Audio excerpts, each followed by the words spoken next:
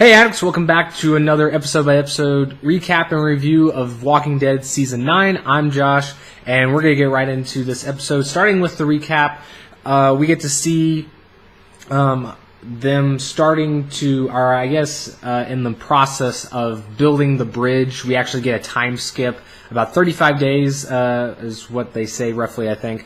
And we get to see just what kind of, relations we get between the Saviors and the other workers, and not all of it's real great. There is some tension with the Saviors because especially the one guy with the long hair being a dick and causing some fights to break out, but we actually get I don't want to spend too much time like we normally do, but briefly just saying that some things kick off. People weren't doing what they were supposed to be doing, which led to people getting injured.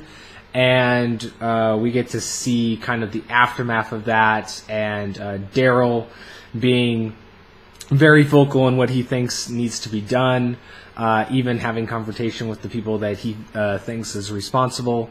And Rick ultimately diffusing the situation, trying to keep the piece together. But I do like you get to see Rick being like, you need to get your shit out of here and just go. If I see you again, I'm going to be the one smashing in your face. So you get that, which is really cool. On the flip side of that, we get to see little bits and pieces here and there of the hilltop, and Maggie just coming to terms of what she's going to do with Earl after he pulled the stunt in the first episode.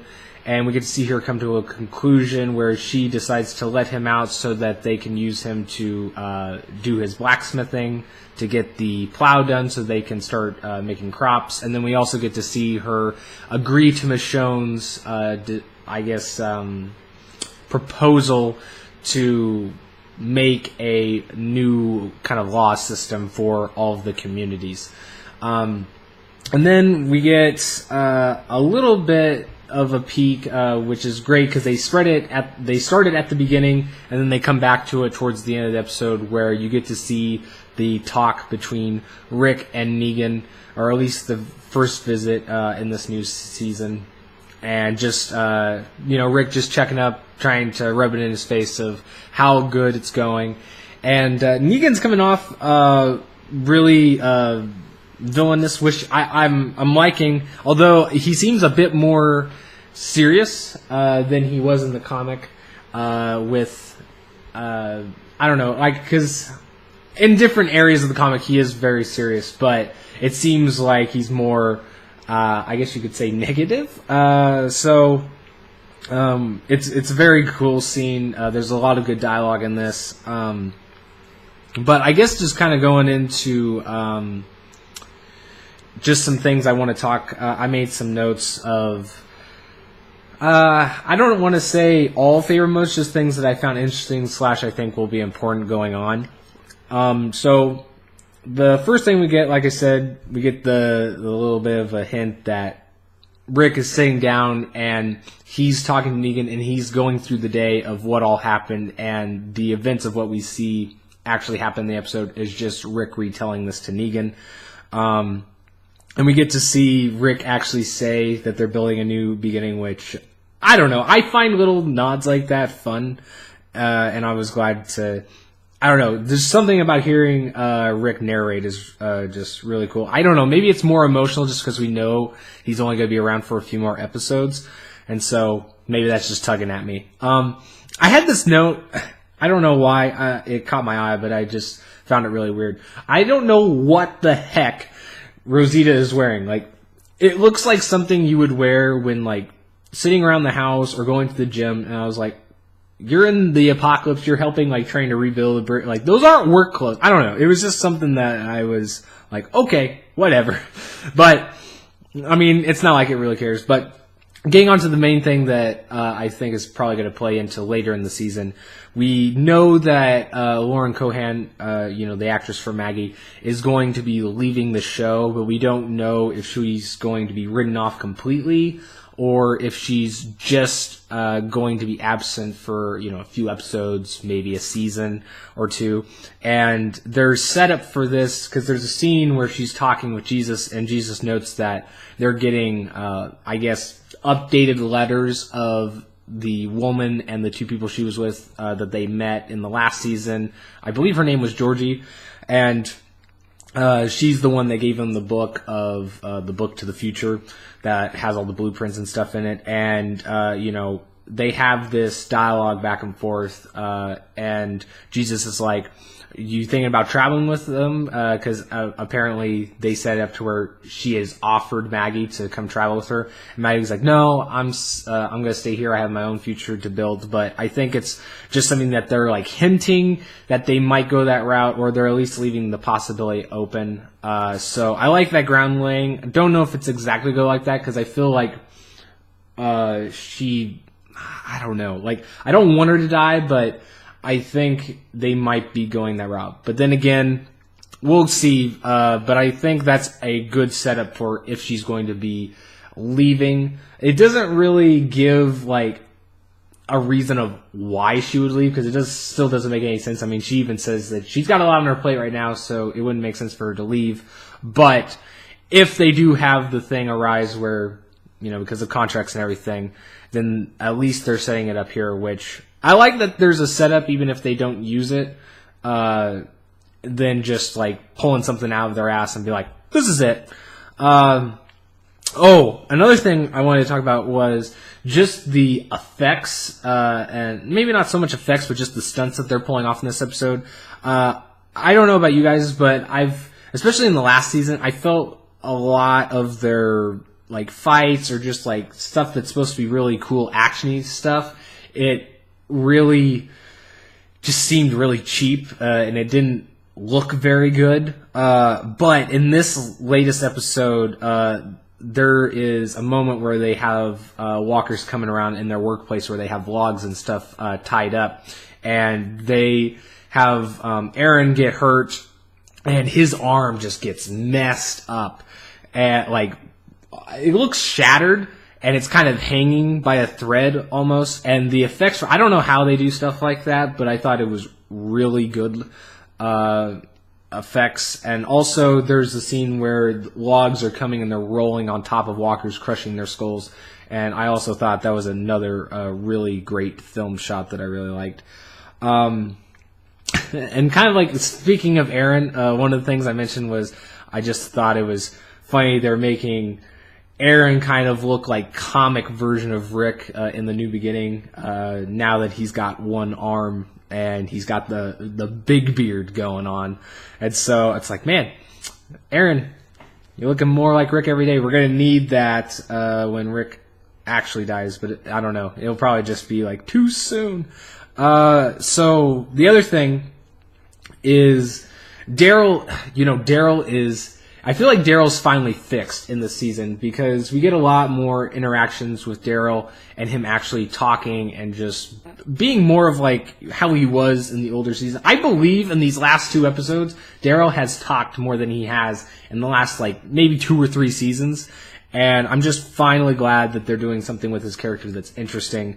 And a lot of his stuff, like in the last season, I was like, Daryl, you're just being confrontation to be a dick, like there's no reason to like not seek out this lead. Whereas in this season, we get these, emotional moments with Daryl, we get these heart-to-heart moments so far, and, we get to see, a lot of the things he does is completely justified, and it's understanding, and I don't know, it's just the way it's written, the script that he's given, it's just working out a lot better, and I'm glad that they're, bringing back some of that old Daryl, because Norman Reedus is a very talented actor. I love Norman, and I'm just glad to see that, they're finally doing something interesting with his character again.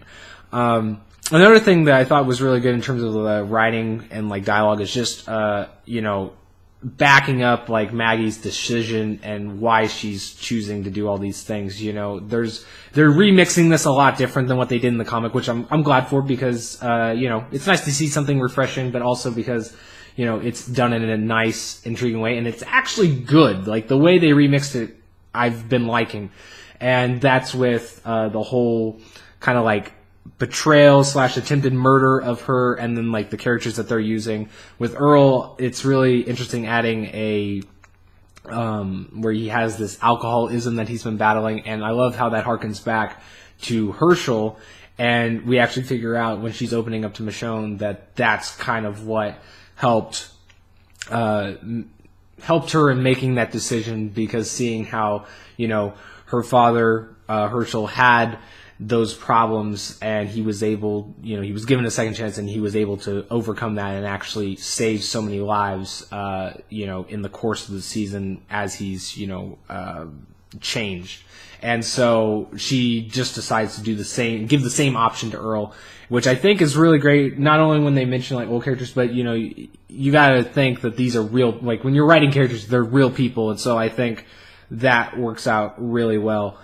Now, I said this briefly when I was doing the recap, but Rick telling the guy that the savior that's supposedly the cause of all of this mess to basically like get out of here, I really liked that. Rick's got those moments where, you know, he can come off and just straight up threaten you, and when Rick's telling you it, you got to be paying attention because he will murder you, like straight up.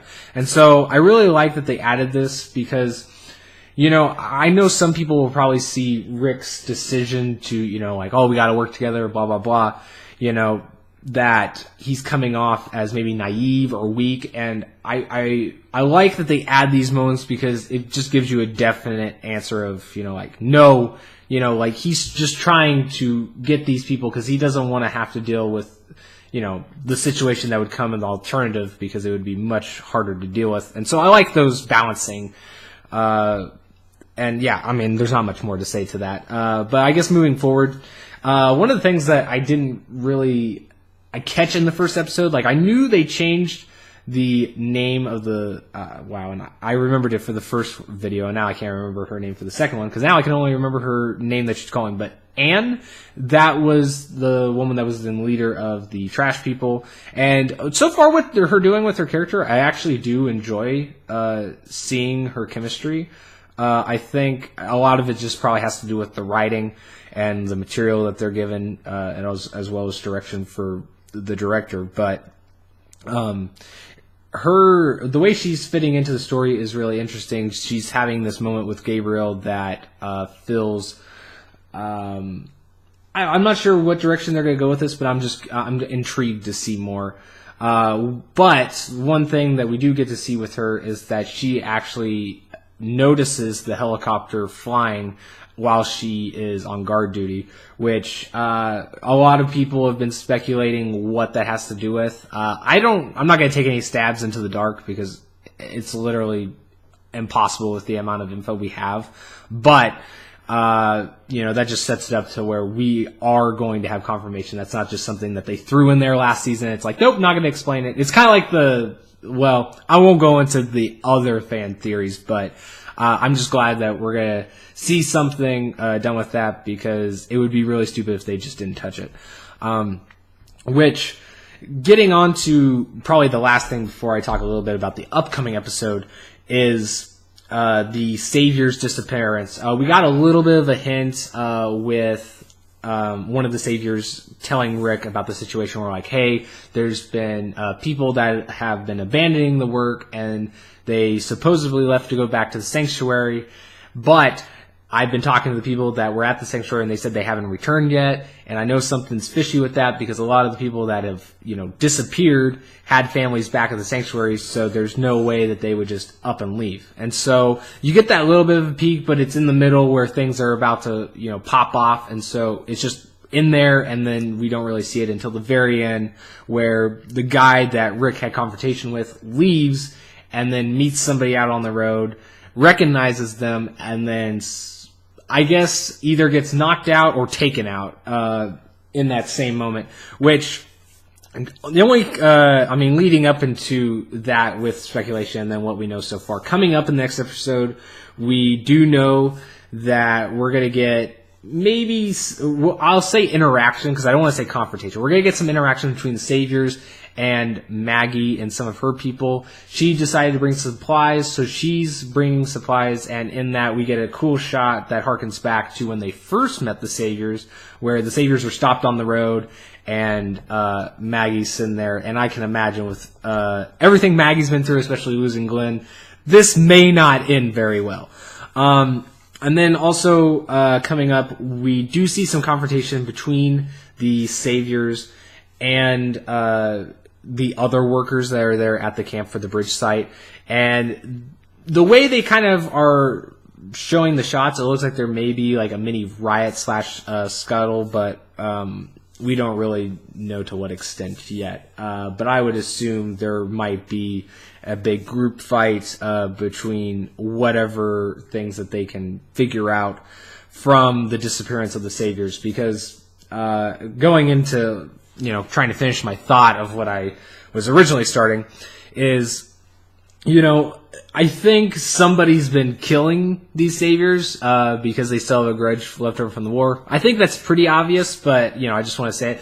I think that, a lot of people may be speculating that it's Daryl.